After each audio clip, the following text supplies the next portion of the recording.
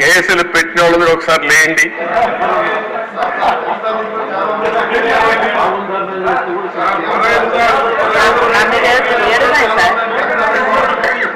చూసారా దేశ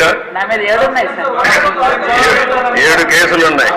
అంటే రాజకీయ పోరాటం చేసిన వాళ్ళందరిపైన కేసులు పెట్టారు.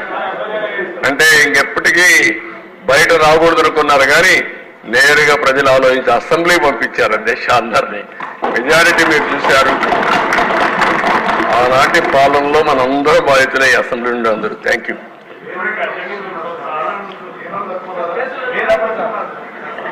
నెక్స్ట్ మీ ఇంట్లో నారాయణ గారు చెప్పినట్టు ఇది నేను చెప్పింది వాళ్ళ పేర్లే ఎక్కువ టైం అవుతుంది చెప్పలేకపోయాను కానీ ఇంట్లో ఉంటే మన పెళ్ళిళ్ళు పిలిచేవాళ్ళం.